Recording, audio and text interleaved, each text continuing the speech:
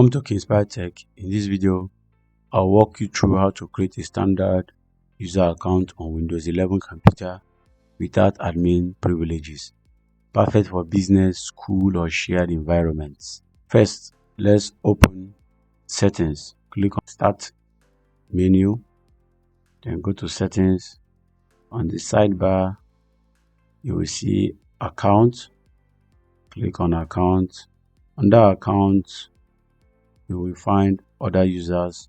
This section allows you to manage additional profiles on this device or your computer.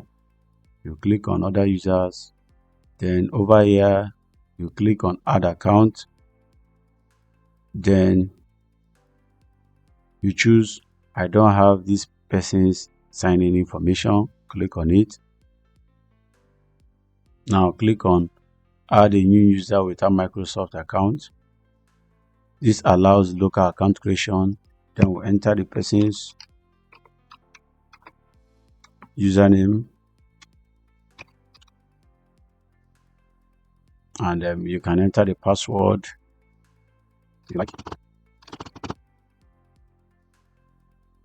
Use a password manager to store login details securely, and you can actually add security questions, which is what I'm doing, or a password hint if needed. When you are done, you click on Next. So when you go back, click on Account and get down to Other Users, you can see the account is created.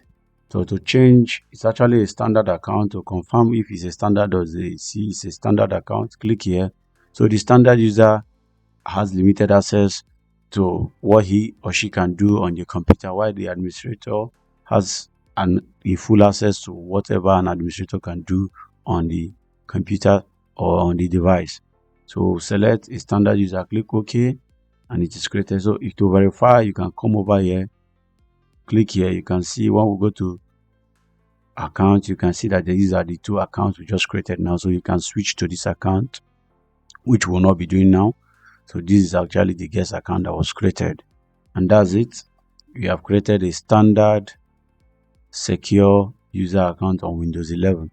Remember, standard users cannot install softwares or change system settings. Also follow the principle of least privilege.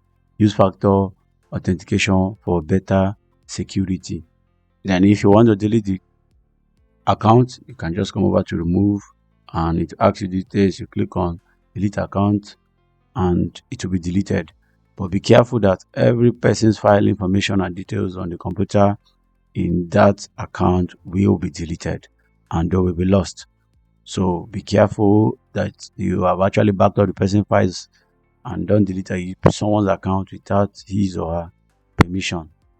If this helped, give it a like and consider subscribing for more Windows tutorials. Hit the bell icon so you will never miss a tip from KinspireTech. Drop your questions in the comment and I will reply to all of them.